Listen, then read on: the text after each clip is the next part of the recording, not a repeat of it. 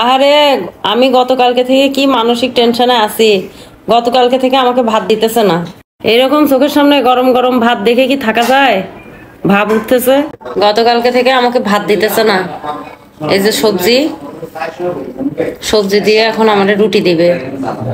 আরে কি কষ্ট। ভাত দিতেছ না, ভাতের মতো সবজি খাইছো।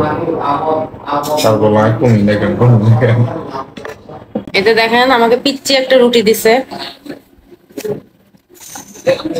এই রুটি খেয়ে কি সারা রাত থাকা যাবে? আপনারাই বলেন।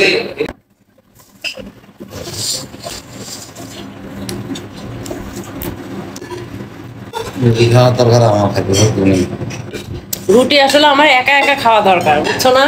যখন কেউ ভাতের পার্টি থাকবে না তখন আমরা সবাই ভাত খাইতেছো আর আমি রুটি খাইতেছি, এটা কি ভালো ভালো দেখা যায়? হম।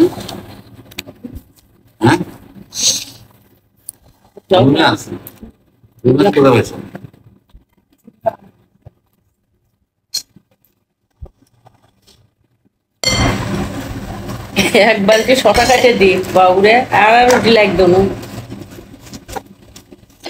রুটি খাওয়া শেষ করছি, এখন দেখেন, দেখছেন পেঁপে আর শশা, এগুলো সব আমাকে খাইতে হবে ছাগলের মতো।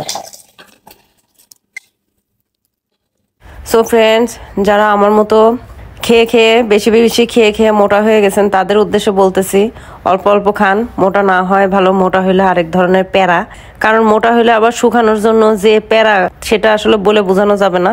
ওরসে অল্প অল্প খান, নিজে নিজে নিজের শরীর সচেতন থাকেন, শরীর ফিট রাখেন, সুস্থ থাকেন। আর এরকম মানে নিজের মুখের যদি কন্ট্রোল করতে না পারেন তাহলে দেখেন আমার মতো ছাগলের মতো কত কি খাইতে হবে। সেই সব